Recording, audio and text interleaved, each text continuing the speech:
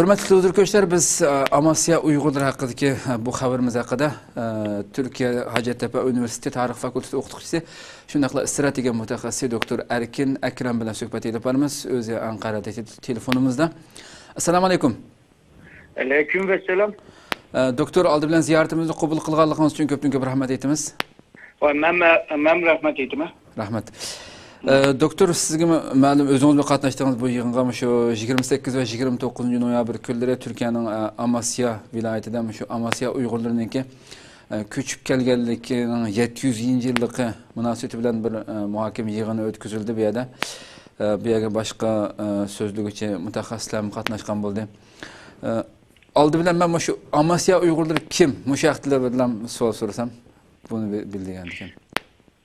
Amasya vilayetinin bir sera, yani burun bir kentke. Serada nurgun şu Uygur namında yaşavatkan kaklar var ki. Bunlarınki hemmisi belki Uygur olması mümkün ama hazır ki bu serada yaşavatkan kişiler. Bular hem de şu bizimki mahallenki seranınki ismi Uygur olan kargancağıdı. Biz şu Uygurlardan kelgen okşaymayız deyip onda bir göz karaş var. Bunun sebebi bolsa şu 13. esirlerde şu Mongollarınki Yavrasya'da kurgan tört devletininki birisi şu İlhanlılar. Bir vilayeti de şu Anadolu'nunki Anatolia'nınki şu şart, Ottura ve şart tarafı. Hoş. Bir yerge evvelken bir vali batı, bu Eretna isimli. Bu bolsa şu Türkiye'ninki Ottura rayonlarda, mesela Amasya, Tokat, Kayseri, Sivas degandek rayonlarda bir devlet kurup diken. Hoş. Bu devlet de 20 esirden köperek devam kılan. Bu devletle birlikte bu devletine başvuran kişi ve üzerine padişah edip ilan kılan kişi üzerine Uygur boğanlığını uçkaşkardaydı. Bu Uygurluklarına kip kalkan diken vakti de hem de şu 1218'den itibaren Cengiz Han'ın ki Garp seferi başlayan. Garp seferi başlayan çağda meyli şu Turpan'daki Uygurlar olsun, meyli Kaşgar merkezli Karahanlılardaki Uygurlar olsun. Bunlarını ilip şu Garp seferge çıkan. Onun dinkin Cengiz Han'ın ki nevrisi olsun, mesela Batuhan veya Hülagula olsun. Bunların ki şu Rusya ve Şark Avrupa, şundakla şu İran ve Otur Şark'a sefer ilip bağlan. Bu seferde nurgun Uygurlarına ilip bağlan. Hoş. Yalnızla bu bular demez, şu Çağatay Devleti de nurgun Uygurlarına hizmet kılgan. Hatta şu Kubilay'ın ki 1271'de kurgan Yuan sülalesi de nurgun Uygurlar var. Namını çıkaran Uygurlar 36'dan köpemdi. Şu Yuan sülalesine. Şununla bu İlhanlı Devleti'nin ki Uygurlar şu Anadolu'ya gelip bir yerde bir devlet kurup ahire Anadolu'nun ki bir beylik devletini bir mezgil geçe şu siyasetini, hakimiyetini sürdürgen. Hazır şu ebe sanıkan Türkiye'ninki vilayetlerde şu yüzününki Türkleşip ketken Uygurlamı köp. Şimdi yalnızla şu Amasya'daki Uygur mahallesi, Uygur serası degen halk hem de yüzününki atı boğumuz şu Uygurlardan okşaydı der. Anatolia'ya küçük gelgenin 700 yıllığını bir yerde bir mirasın bile, bir ilmi yığın bile bunu tutlap ilip mirvatıdır. Yani demek ki hazırki Şarkı Türkistan'daki Uygurlar bile, şu Anatolia'daki Uygurlar 700 yıl evvel hem de bir atı boğudan gelgen buldu da. Yani bugünkü Uygurlar ve Amasya'daki Uygurların ayrılışıma 700 yıl oldu.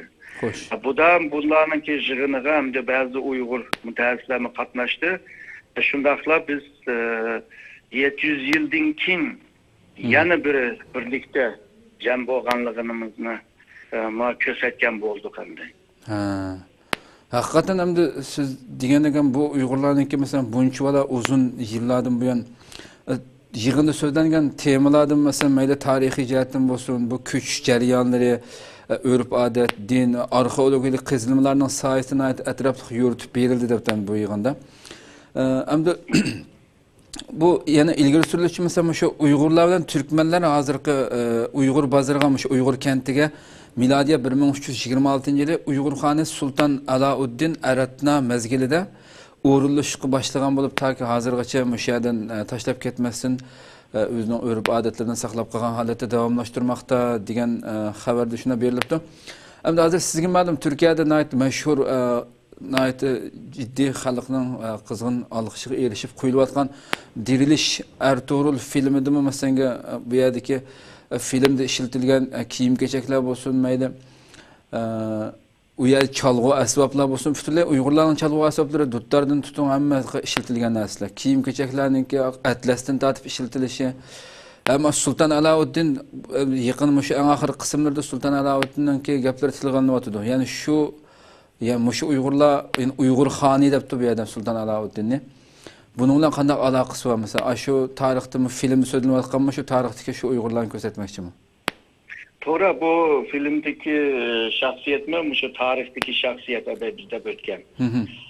Bu Anatolia'daki Türkleşişi meselesi ya.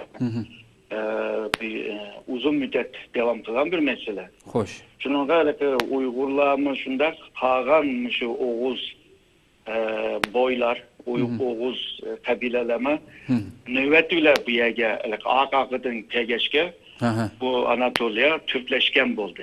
Hoş. Yani Türk halkının ki zeminine aylandı. Bir adam da Uygurların kimi pöpüsü var. Şunlaşka bu filmlerde bularını küstüşme bir normal bir ahval. Onundan başka şu Otra Anatolia'da nurgun şu sağan camiler bolsun ve şundakla bu bazı körükler, yollar diyendek muşlarını hemsini şu Sultan Eretna yani Padişah Eretna'nın vaktida ve onunki oğlu evlatları vaktida sağan nesle. Bunlar hazırcı bir turdu. Hoş. Yani Anatolia'nınki şu hem bu Türk medeniyeti yani umumi Türk medeniyeti cidden hem de Müslüman İslam ceddime nurgun törpüsü var.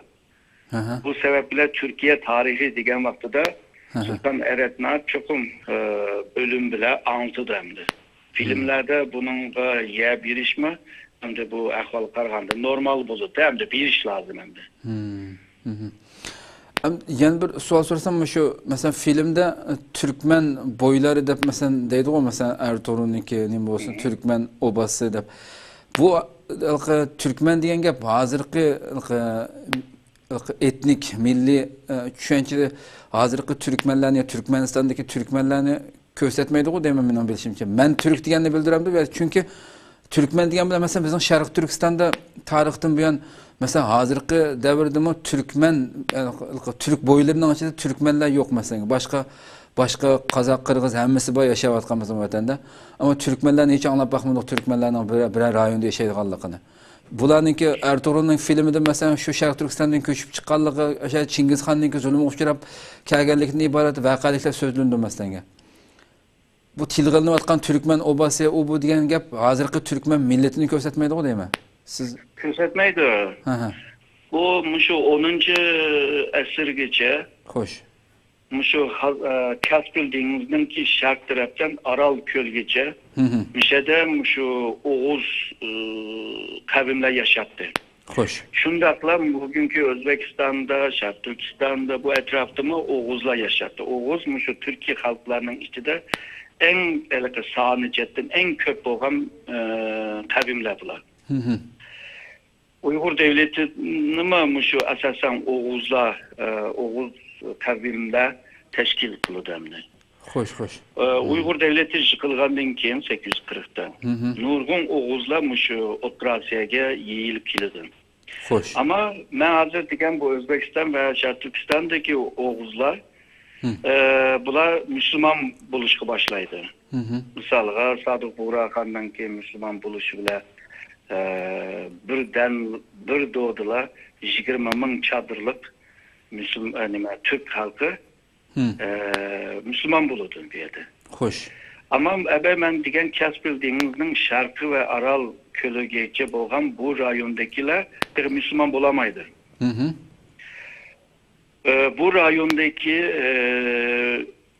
bir kavimnin ki şu Selçuk diyen, şu Selçuk'taydı ve Türkiye'de Selçuk kavimi cenimke karab minip Burasan rayonunda bulama Müslüman buldu. Hoş. Bulanın Müslüman buluşu bile şundakla güçlündü ve Müslüman Oğuz bile Müslüman bombagan Oğuzların arasında uruş can çıktı. Muşu 11. esirden itibaren Müslümanlıkta kırgen Oğuzlarını Türkmen, kırmigenlerini Oğuz dep atap mangan. Bugünkü Türkmenistan'daki Türkmenler aşı vaxtıda, öz vaxtıdaki Müslüman boğan Oğuz kavimlerinin ki bir terkibi, bir kısmı. Öz aldığı bir Türkmenistan'da kurulağandan ki, bir devlet kurulağandan ki ayrılgan ki. Bomsa şu vaxtıda Müslüman boğan Oğuzlarını hemsini Türkmen detti. Hem de bizim memlekette Türkmen yok ama Türkmen'in ki bir terkibi Salur diyen kavim şu Gansu'da yaşaydı hem de. Xitayla Sala diyen kavim, millet. Aşılar Türkmenlerinin ki bir kolu hem de. Kaçık nüfus varken? Bu Amasya'daki Uygurlardı mı? Bunlar hazırki nüfus şu mınga bağmaydı ki. Çünkü Nurhun'u köçep gitipti. Hoş. Bir yerden ayrılıptı çünkü bunlarınki köpüncüsü bağvancılık bile, şu hayvancılık bile şokundu ki. Bir kısmı hem de şu tarım, terikçilik bile şokundu ki. Ama bu laki nimeninki bu oğutlarınki kıymetleşip gitişi, ondan ki buğday ve kalan bu mesulatlarınki tohumlarınki kıymetleşip gitişi, uruklarınki kıymetleşişi. Şununla bunu taşlap şu Türkiye'ninki asasen şu İstanbul diyendeki şehirlerge birip eşelerde yaşaşkı başlattı. Şunda bozma İstanbul'da bulama bir cemiyet kuruptu. Bu Amasya'daki Uygur serasında mı bir cemiyet var? Bula muş yıldan itibaren bunundaki hemkarlık ilip bardığan boldu. Bu Amasyalık Uygurlarının ki İslam'ın mezhebi bizge okşmaydı. Ula Alevi. Yani bu rayonga kelgenden kim şu Alevi kısmıga yakın. Hoş. Boptu şundakla bula Alevilikni kubul kılgan gibi. Alevilik Şii'ye yakın ama Şii'nin yüzde emez hem de. Doğru. Bununla yakın bir mezhep. Uygurlar bolsa Sunni, Hanefi boğazda. Doğru. Mesela dini cette bir farklılık var hem de. Ama mezhep cetten. Okşaş dinde bolsa bunda bir farkı var. Bunsa tuygu cette, kılıklarda, obularda Uygurlara okşaydı iken. Aşırıca kelgen bazı Uygur ballama dedi. Bu Uygurlama şu jığınga keşkildi, bulamı keşkildi. Uygurlar jığın zalda cimtuma gep kıldı, bulamı cimtuma gep kıldı. Hakikaten bula Uygur gedip çarşak kılan Uygur ballama. Uygur'dan bir sarastık bağandek bu sizde bizim vatenden biraz sarama. Şunda. Uyadaylık zamanınki purakları, zamanlı yaptan purakları, desekli purakları, hayvanların purakları digendek. Bunlar yıllardır unutup gittikemiz, uyağı bağırnekin şu memleketinin eslep kaldık hem de. Hoş.